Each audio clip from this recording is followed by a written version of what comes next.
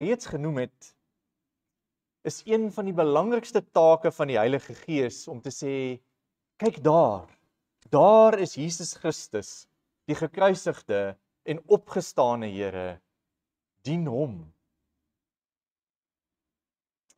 En dit is goed en wel, maar hoekom is dit belangrik dat ons onthou dat die Heilige Gees uitgestort is? Kom ons luister bietjie na hoe die Heilige Gees uitgestort is. Wat Jesus rondom die Heilige Gees beloof en wat ons reaksie daarop is. En dan vra ons weer dieselfde vraag.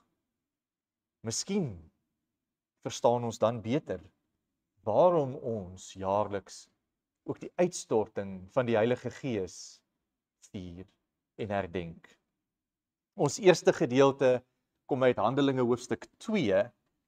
Ek lees daar vir ons vanaf vers 1 tot vers 18. En dan moet jy maar jou Bybel oophou, want ons gaan weer terugkom vir die ander gedeeltes wanneer ons daarby uitkom. Toe die dag van die Pinksterfees aanbreek, was hulle almal, en dit is nou die apostels en die mense wat saam met hulle was, op een plek by mekaar. Skielik was daar 'n geluid uit die hemel, soos van 'n geweldige stormwind, en dit het die hele vertrek gevul waar hulle gesit het. Hulle het iets soos vuur gesien, wat in tonge verdeel, en op elkeen van hulle gekom het. Almal is met die Heilige Gees vervul, en hulle het in ander tale begin praat, soos die Heilige Gees dit aan hulle gegee het, om onder sy leiding te doen. Daar het godsdienstige Jode uit al die nasies onder die son in Jerusalem gewoon. Toe die mense die geluid hoor, het 'n groot skare saamgedrom. En omdat elkeen gehoor het hoe daar in sy eie taal gepraat word, het hulle nie geweet hoe hulle dit het nie. Verras en verbaas hulle toe, die mense wat daar praat, is tog almal Galileërs. Hoe hoor elkeen van ons dan sy eie moedertaal? Perse, Mediërs en Elamite, sowel as die inwoners van Mesopotamië, Judea en Kappadosie, Pontus en die provinsie Asië, Frigië en Pamfilië, Egipte en die dele van Libië om Sirene, mense uit Rome, Jode sowel as heidene wat die Joodse geloof aangeneem het, Kretensers en Arabiere. Ons hoor hulle in ons eie tale praat oor die groot dinge wat God gedoen het. Hulle was almal verbaas en uit die veld geslaan. Party het vir mekaar gevra, wat kan dit tog beteken? Maar party het gespot en gesê, hulle is dronk. Toe staan Petrus self met die 11 ander apostels op en onder die leiding van die Heilige Gees spreek hy die mense toe. Jode en julle almal wat in Jerusalem woon, ek moet vir julle verduidelik wat gebeur het. Luister na wat ek gaan sê. Hierdie mense is nie dronk soos julle dink nie, want dit is maar nog 9 uur in die môre. Nee, hier gebeur wat God deur die profeet Joël gesê het. So sal dit in die laaste dae wees, sê God. Ek sal my gees uitstort op alle mense. Julle seuns en julle dogters sal as profete optree. Julle jong mense sal gesigte sien. Julle ou mense sal drome droom. Ja, op my dienaars en op my dienaresse sal ek in daardie dae my gees uitstort en hulle sal as profete optree. Tot sover. Ons lees in vers 1, toe die dag van die Pinksterfees aanbreek, was hulle almal op een plek by mekaar. Sien, Jesus word gekruisig tydens Paasfees. Dit was die fees waarin die Jode ook die gebeure rondom die verlossing uit Egipte gevier het. Jesus het gekom om hierdie fees te vervul en die nagmaal in te stel, juis sodat ons as Christene die gebeure rondom ons eie verlossing kan vier. Maar Pinkster was ook 'n bekende Joodse fees. Dit was die fees van die 50ste dag na Paasfees, of soos die Jode dit noem, die fees van die eerste oes, of die eerste vrugte. En tydens hierdie fees moes die volk dan die eerste vrugte en die graan van hulle oes bring, sodat dit uit dankbaarheid voor die Here as 'n offer gebring kon word. Dit is dan ook tydens hierdie fees dat die Heilige Gees uitgestort word oor al die gelowiges wat daar bymekaar is. Weereens word die ou fees nie afgeskaf nie, maar kom dit juis in vervulling tot sy volle betekenis hier in die Nuwe Testament. Die uitstorting van die Heilige Gees bring die eerste vrugte voort van die Nuwe Testamentiese kerk wat daar in Christus Jesus ontstaan. En hierdie fees bestaan dan ook vir ons, vandag nog. Ons vier vandag die fees dat die Vader en die Seun aan ons die Heilige Gees gegee het. Ons ontvang hom as die een wat ons kort weer in die regte rigting wys en sê, kyk daar is Jesus Christus jou verlosser. Maar hoe het dit dan nou verder gebeur? Die Gees het die vertrek gevul met sy teenwoordigheid. En dis dan hier in vers 3 wat ons lees van 4 tonge wat op elke gelowige se kop kom. Hoe moet ons dan hierdie verskynsel verstaan en interpreteer? Sien, vers 3 gebruik baie spesifieke woorde. Die woorde iets soos, 'n vergelyking. En dit wys vir ons dat hierdie dinge 'n simboliese waarde het. Dit het 'n baie spesifieke betekenis. Die gedreun van iets soos wind bring 'n herinnering aan 'n gedeelte uit die Ou Testament. Esegiel 37. Daar lees ons hoe die Here 'n hoop droë bene vol van sy Gees geblaas het, sodat hulle lewendig kon word. Ja, hier lees ons hoe die Gees op 'n klomp droë gelowiges neerkom en hulle lewendige kinders van God maak. Verder is vuur ook 'n baie belangrike teken in die Ou Testament. Dit word telkens gebruik om God se persoonlike teenwoordigheid aan te dui. Dink maar byvoorbeeld aan die brandende bos, waaruit God met Moses gepraat het. Of daar deur die trek deur die woestyn van die Israeliete, wanneer God hulle self deur die vuurkolom lei. Dit is simbolies van God wat self die tonge van die gelowiges oorneem om sy naam te verkondig. Enige iemand wat wil beweer dat die Heilige Gees net 'n krag en nie self God is nie, word hier deur die Ou Testament self verkeerd bewys, want God is self teenwoordig. Hierdie bevestiging kry ons ook in vers 4. Wanneer almal met die Heilige Gees vervul word, dan word hulle meer as net mense, gevul met hulle eie menslike denke, voorkeure en wat deur hulle vrese gelei word. Ja, nou lei die Heilige Gees hulle self. En wat doen hulle? Hulle praat in ander tale. En miskien hier net, as jy Handelinge 2 sou ophou lees by vers 4, dan kan jy verstaan waarom hierdie vers een van die mees misverstaande tekste in die Bybel is.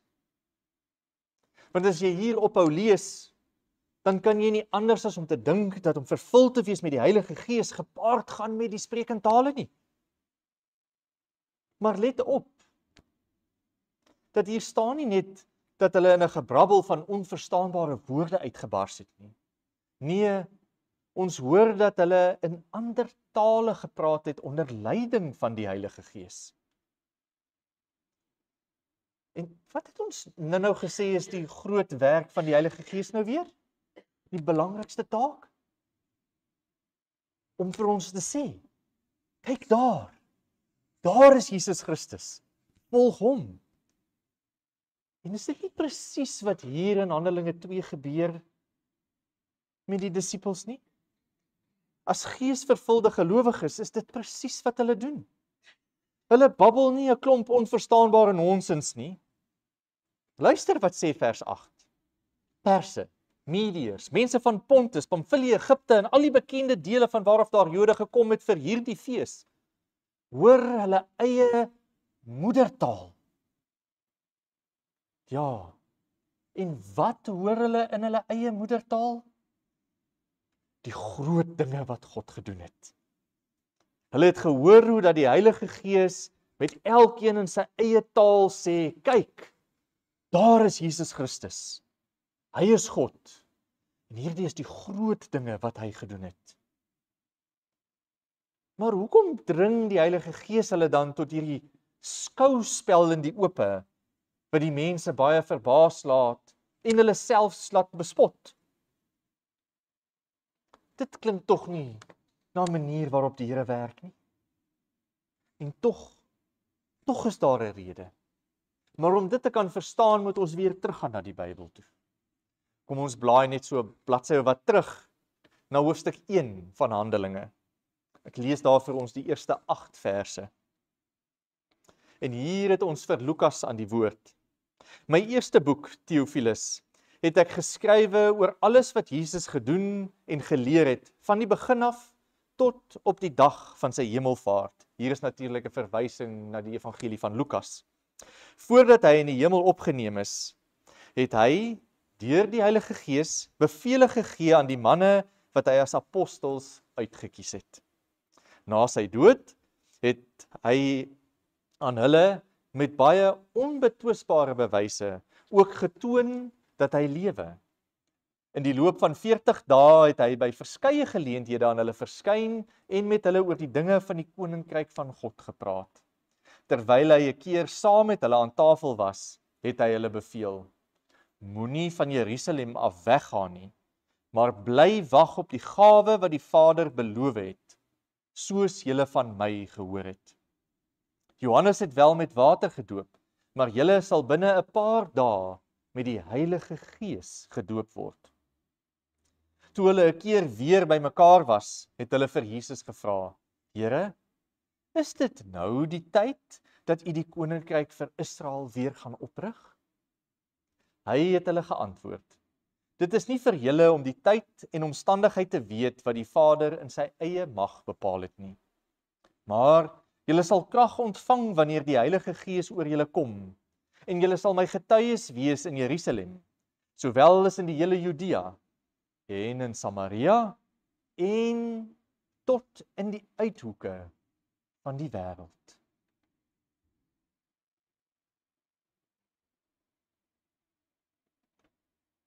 Hier in vers 4 hoor ons dat Jesus 'n keer saam met hulle was en gesê het dat hulle in Jerusalem moes bly, totdat hulle die gawe ontvang het wat die Vader beloof het. Dit is die belofte wat hy vroeër aan hulle gemaak het, dat die Vader vir hulle 'n nuwe trooster sal gee. So belangrik is hierdie gawe, dat hulle nie daarsonder uit Jerusalem uit mag gaan nie. Hy verseker hulle van die doop met die Heilige Gees. En toe hy weer 'n keer by hulle was, sien ons hoe dat die disippels, maar net soos die ander Jode, nog steeds nie verstaan het wat Jesus eintlik kom doen het nie. Hierdie hoop dat hy die koning sal wees wat hulle van die Romeine sal verlos. Wanneer ons lees, hulle vra, gaan u nou die koninkryk vir Israel oprig? En dan, op sy mooi manier verseker Jesus hulle, dat hulle fokus nie daarop moet wees nie, omdat die Vader dit in sy eie mag bepaal. Maar wat hy dan sê, is direk op hulle, maar ook op jou en my van toepassing. Julle sal krag ontvang wanneer die Heilige Gees oor julle kom, en julle sal my getuies wees in Jerusalem, sowel as in die hele Judea en in Samaria, en tot in die uithoeke van die wêreld.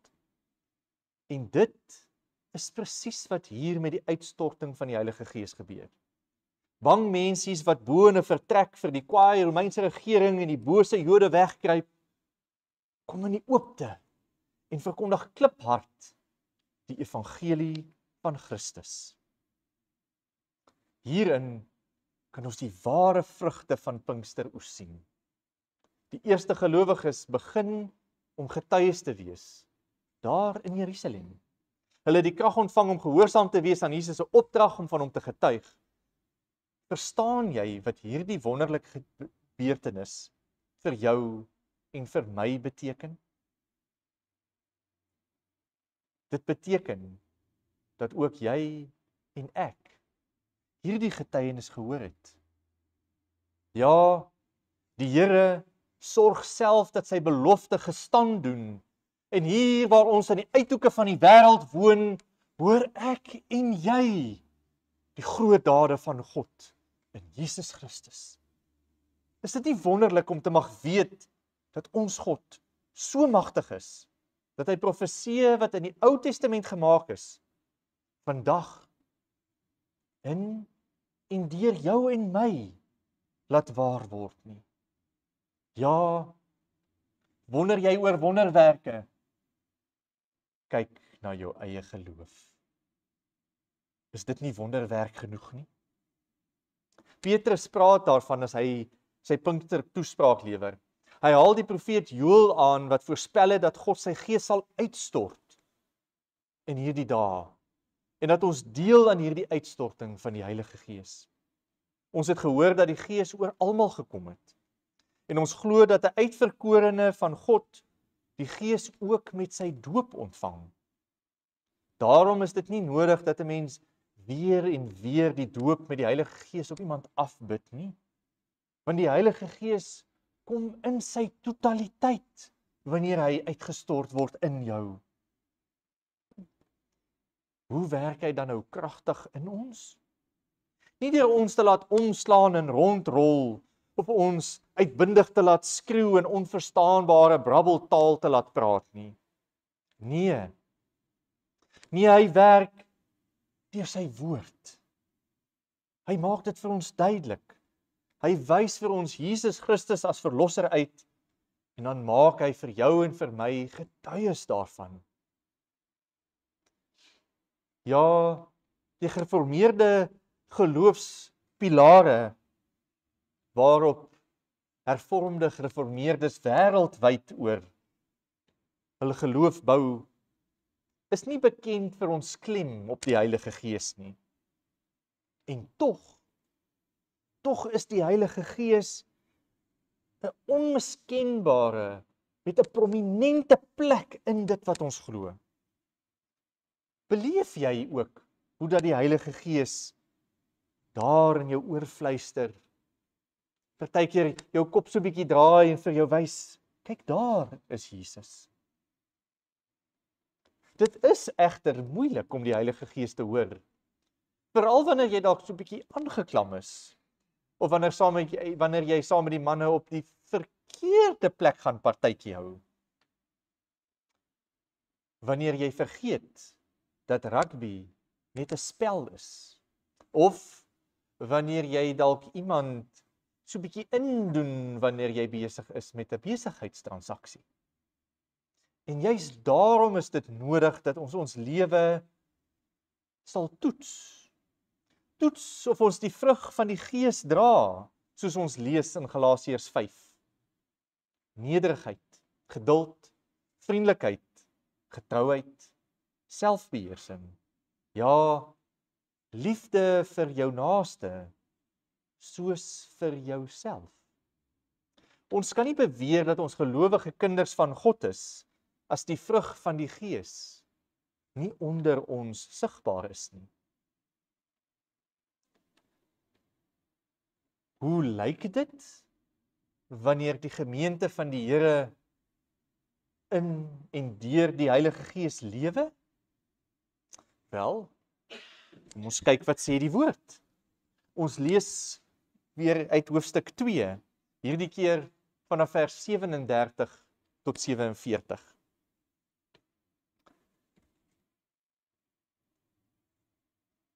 By die aanhoor hiervan is die mense diep getref en het hulle vir Petrus en die ander apostels gevra, wat moet ons doen, broers?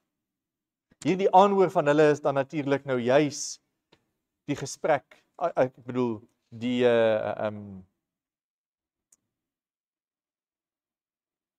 daar verloor ek my woord. Die toespraak wat Petrus gegee het, om te verduidelik dat hulle nie dronk is nie. En dan vra hulle, wat moet ons doen, broers? Toe antwoord Petrus hulle, Bekeer julle en laat elkeen van julle gedoop word in die naam van Jesus Christus. Dan sal God julle sondes vergewe en sal julle die Heilige Gees as gawe ontvang. Wat God beloof het, is vir julle en vir julle kinders, en vir almal wat daar ver is, vir almal wat die Here ons God na hom toe sal roep.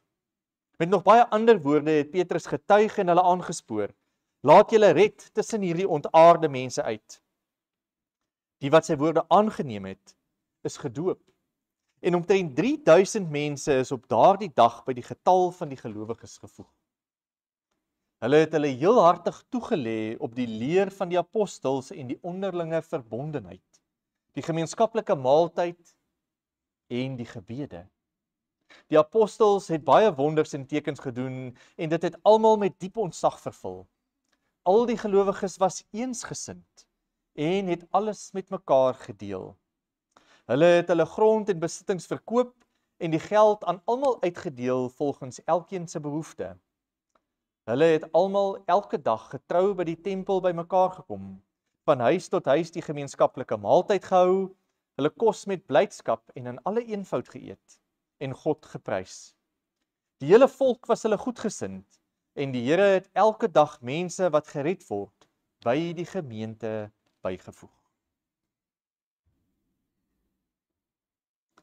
Die mense wat Petrus se begeesterde toespraak gehoor het, wou weet wat moet hulle doen. Hy het gesê dat hulle self moet bekeer, hulle in die naam van Jesus moet doop, en daarbij het hy hulle die troos gegee dat hulle sondes vergewe sal word, en dat hulle ook die Heilige Gees sal ontvang. Ons lees in vers 41 wat hulle reaksie was op die Heilige Gees. En dan, om seker te maak dat ons dit nie mis nie, herhaal die Here dit weer in vers 46. Wanneer ons hoor waarmee die eerste gemeente hulle self besig gehou het. Waarmee was dit? Hierdie vervulling met die Heilige Gees het hulle lewenswyse beïnvloed. In die eerste plek het hulle aandag gegee aan die leer van die apostels. Die Heilige Gees het hulle gedring om al meer en meer en meer van die evangelie te wil weet en te leer. Tweedens was dit die eenheid van die kerk wat vir hulle belangrik was. Die Gees het hulle laat besef wat die belangrikheid van die liggaam van Christus is. En dat hulle onlosmaaklik aan mekaar vas is. Omdat hulle onlosmaaklik aan Jesus Christus vas is deur die Heilige Gees. Derdens, en dit kom as uitvloeisel van hierdie eerste twee dinge, was die gemeenskaplike maaltye vir hulle baie belangrik. Hulle het saam nagmaal gevier om weer versterk te word in die geloof en deur die tekens van die brood en wyn deel te kry aan Jesus se offer. En in die vierde plek het hulle baie aandag aan die gebed gegee. Almal het gebid, omdat dit die manier was waarop hulle ook met God kon praat, om hulle eie bekommernisse en vreugdes aan hom op te dra en te vra dat die Heilige Gees steeds sal aanhou om kragtiger en kragtiger in hulle te werk. En in al vier hierdie reaksies is die gelowiges gelei deur die Heilige Gees. En let op dat hier nie een van die vier is wat as belangriker as die ander een geag word nie. Nagmaal is nie gesien as hierdie gebeurtenis wat almal moes bywoon nie, en die ander maar nagelaat kan word nie. Nee, al vier is ewe belangrik. Het hierdie dinge vir ons vandag nog dieselfde betekenis? Reageer ek en jy nog steeds so op ons vervulling van die Heilige Gees? Of is dit dalk so dat ons nagmaal begin uitsonder het as iets wat almal moet doen, al doen jy nie eintlik die res nie? Die Heilige Gees wil elkeen van ons aanspoor. En ek wil elkeen van ons uitdaag om net soos die gelowiges van hierdie eerste gemeente met oorgawe in al 4 dinge te reageer. Doen moeite om meer van God te leer, deur jou Bybel te bestudeer, op jou eie en saam met ander gelowiges. Bevorder die eenheid in ons gemeente, want dit is die Heilige Gees wat ons, deur ons aan Jesus Christus vas te maak, aan mekaar vasmaak.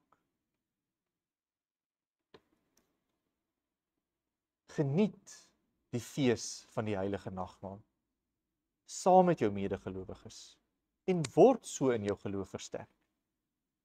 Maar wees ook deel in die ander gemeenteaktiwiteite, juis om die eenheid te bevorder. En moenie bang wees om te bid nie. Maak dit 'n aktiewe deel van jou persoonlike lewe, jou huislike lewe en jou openbare lewe. Ja, laat dit 'n onmisbare deel wees in alles wat jy doen. Leef 'n lewe van gebed en laat jou lewe werklik die vrug van die Gees dra, omdat hy jou vervul het. Moenie uitstel nie.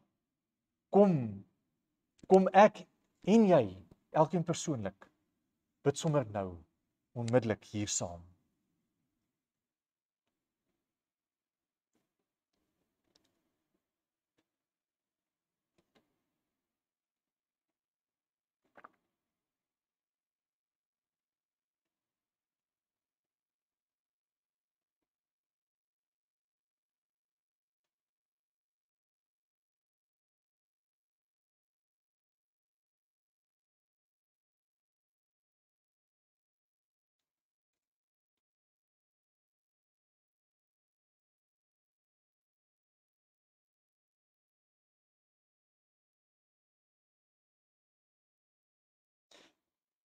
O Heilige Gees, ons smeek dat U ons oë sal oopmaak, dat wanneer U vir ons wys en sê, kyk daar, nie hier nie, dat ons juis daar sal kyk. Daar waar Jesus Christus is, dat ons hom sal sien staan agter hulle wat U gebruik om U boodskap te gee. Dat ons nie in die mense sal vaskyk nie. Want Here, ons weet, dit is hoe U werk, deur U Gees. Wees daar vir elkeen van ons. Elkeen van ons in elke oomblik, dat ons mag sien en mag hoor, hoe dat U Heilige Gees vir ons Jesus Christus as ons verlosser uitwys. Amen.